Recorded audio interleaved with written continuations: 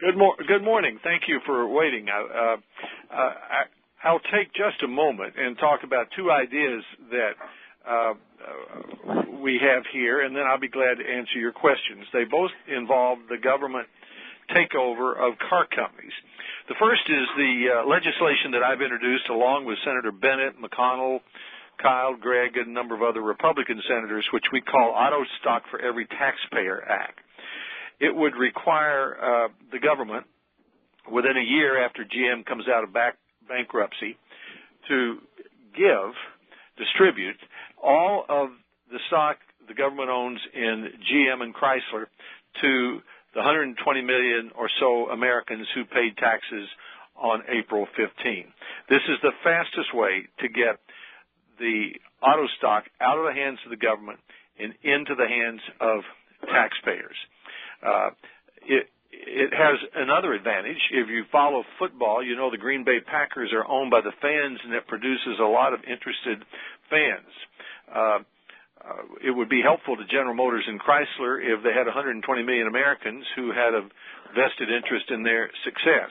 But what would help them more than anything is to stop the political meddling in Washington, which inevitably comes when the government owns a big private company like General Motors. We've had the president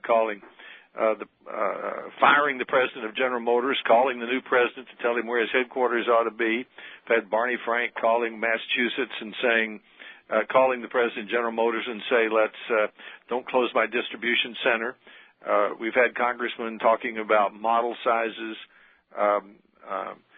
what kind of cars to drive. We've got a new pay czar to fix the price of labor at car companies. So the best thing that would help the companies succeed is to get the stock out of Washington and into the hands of taxpayers. And the rationale would be to the taxpayers, you paid for it, you should own it. And to emphasize this, the second idea is I'm on a regular basis going to begin to present a Car Czar award from America's new automotive headquarters, Washington, D.C. I did that first on Monday. I gave Honorable Barney Frank the award for interfering in the operation of General Motors by calling the president of GM and getting him not to close a warehouse in Massachusetts that employed 90 people.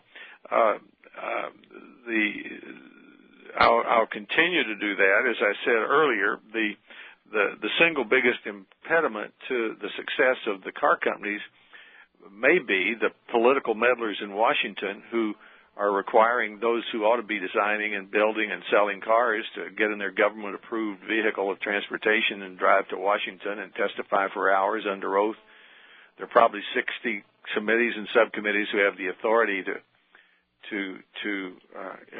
investigate and hold hearings, and they probably will, and the car managers will never have a chance to make a car. They'll be reduced to the status of some unfortunate assistant secretary who's traipsing from subcommittee hearing to subcommittee hearing carrying a briefing book. So you'll be hearing more on a regular basis about the Car Czar Award. I'll be glad to take your questions. Senator Noel Shepard from Newsbusters, thank you for joining us this morning. Thank you. Do you see some problem getting this through a Democrat-controlled Congress from two standpoints? First of all, number one, the idea that only tax-paying Americans would be getting shares. I have this sneaking feeling the Democrats aren't going to like that one bit. And then the other question here would be, are we going to be dividing these shares by a percentage of the tax paid such that the higher taxpayers are the ones who actually get more of the shares? If that was indeed the case, I could see Democrats really squawking. So I wonder what your thoughts are. Yeah, well, the answer to your questions are yes and no. The Democrats, I haven't heard much from the Democrats about this, and you're right, they probably will object to the idea of letting the people who own it who paid for it, actually getting the shares, but I think that's critically important. I mean, if we kept the shares in the government, the taxpayers are the ones who'd end up having to pay the bill or getting the benefit, so they ought to get the benefit if the shares are given back to them. It's very simple. We give the shares to those who paid for it, and we are likely to have a disagreement about that. Your second question is, in theory, I would agree that we should try to divide up the shares based upon the amount of tax you paid, but that's not my proposal. The proposal is to give the little guy a break and distribute the shares equally to the 120 million or so persons who filed individual tax returns. There's a legitimate objection to that. It does separate reward and work, but I think it's a simpler, cleaner proposal. Senator, this is Jennifer Rubin from Commentary Magazine and Pajamas Media. Yesterday, the Supreme Court lifted the stay on the Chrysler bankruptcy, allowing that to proceed. I'm just curious what your reaction was to that, and if you have a level of concern about the treatment of bondholders, both in the Chrysler and coming up in the General Motors bankruptcy as well. Have we now set a new standard for the rule of law and for private property owners? Well, we have, and the private property and the rule of law are essential to the American character, and we've damaged both in this proceeding. I mean, what will happen in the future is people are going to be slower to lend money to enterprises and to rely on contracts that require the money to be paid back. Our system won't function very well if we undermine either property rights or the rule of law, and we've done that in this case. Senator Travis Griffith at CarGurus.com. Thank you. Should this plan go through, is there anything stopping American tax holders from dumping their stock as soon as it makes money and getting something else and dumping GM right back to where they were? No, there's not. Of course, that's the way the free market works. I mean, this is not such an unusual procedure. It happens several times a year. It's called a stock distribution, and big companies sometimes do it when they have a subsidiary that doesn't fit the mission of the parent company. What happens is the stock ends up in the hands of millions of stockholders. They either keep it or they sell it. And the price of the stock finds a market price. My guess would be there'd be a number of buyers come in and say, it's at a low price today, I'd like to buy it now and hold it. But it's just like any of the other hundreds of millions of shares of stock that are out there. It will float and find a price and go forward. The alternative would be for the government to dispose of it slowly over a period of 4, 5, 6, 7 years. The president of General Motors, Fritz Henderson, told a number of us on the phone that while that was the Treasury's decision, that it was such a large block of stock, GM had more than 600 million shares before bankruptcy, it'd have to be managed down very slowly, he guessed. So that would create a terrible situation. We'd have political meddlers in Washington running the car companies for 5 or 6 years, which means they'd probably run them both right into the ground. Senator, this is Stephanie Davis from RFC Radio, and my question to you is, are you concerned that this type of political meddling will somehow be extended to Ford and that there will be efforts made to undermine Ford and bring it under the control of government?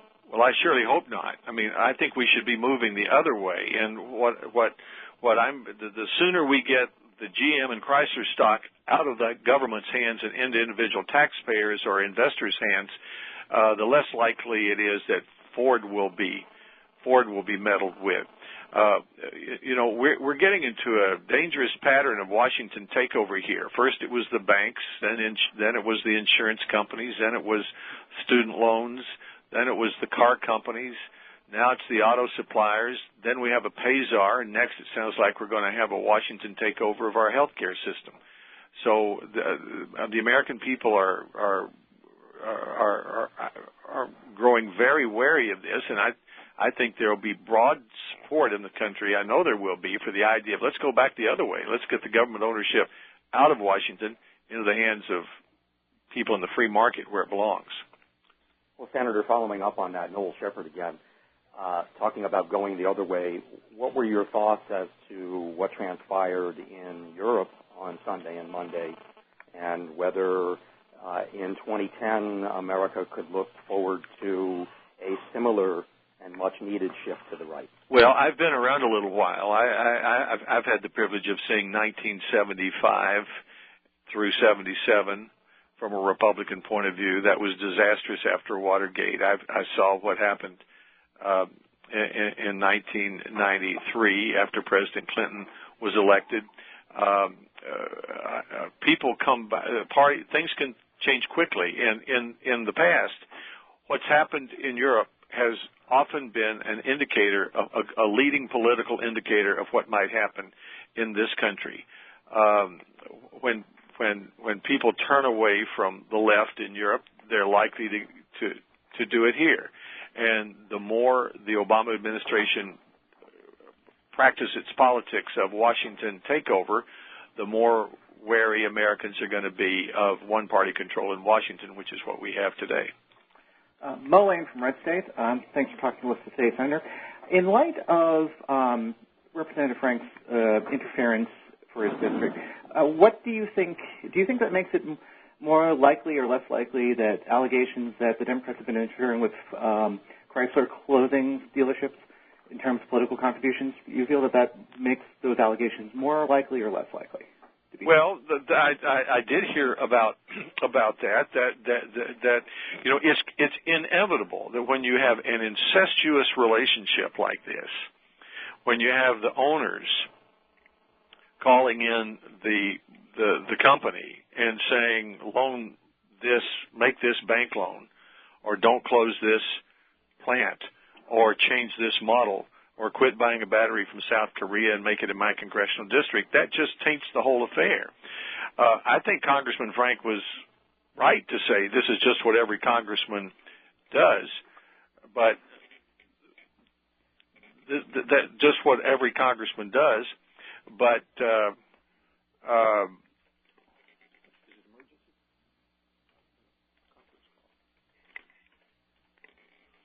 I'm sorry, I forgot where I was.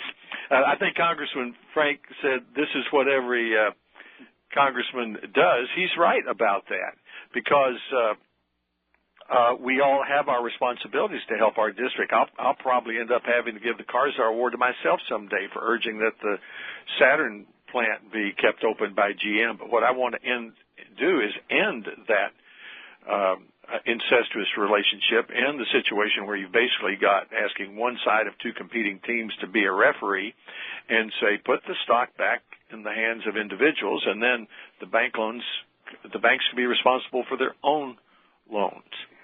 Okay, quick follow-up then, because I didn't ask the question properly, I don't think. Do you feel then that... I think you did. I got interrupted and I lost my train of thought. I'm sorry. No, that's okay.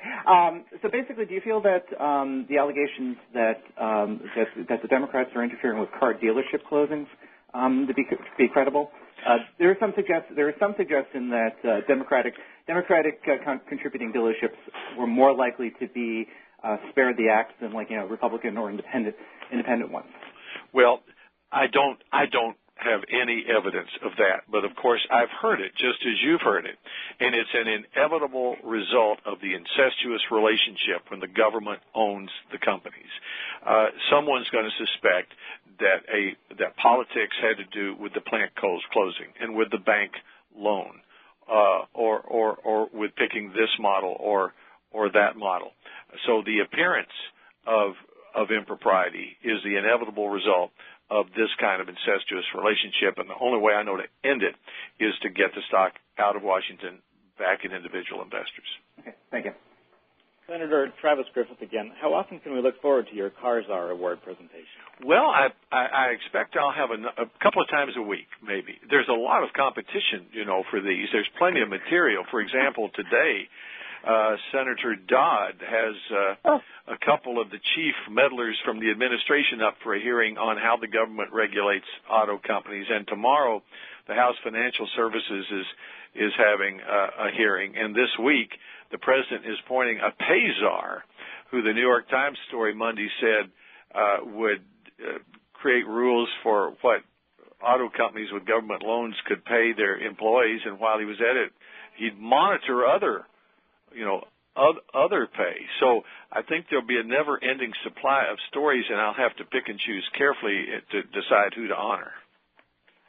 Following up on a previous question, do you have any confidence, Senator, that the government controlling General Motors at this point will behave in a completely transparent fashion as it accused banks and other entities of not doing vis-a-vis letting us know exactly what is happening with General Motors every step of the way rather than us having to ask. So in the case of, let's say, were there plants that were closed because of they received Republican funds, shouldn't we, owning the shares, be made aware of all of this every step of the way? Well, the answer is yes, and of course, there again you have the dilemma of the incestuous relationship. General Motors is technically a private company right now. Its stock's been delisted, but it will find that as long as the government owns 60% of the stock, it's going to be the most public private company in America because there will be a demand for it to be. So I expect that while today the administration and others may be reluctant to support our legislation to get the stock out of here, that a few months from now, when they find how difficult it is to deal with this, they'll be grateful to get it out of here. And I would hope General Motors would welcome having stockholders as owners rather than taxpayers represented by Washington meddlers. I'm going to have to go now. I appreciate very much the time you've given me today and your excellent questions. If you have any other questions, if you want to get in touch with my office here, I'll let them tell you how to do that. Thank you, Senator. Thank you, Senator.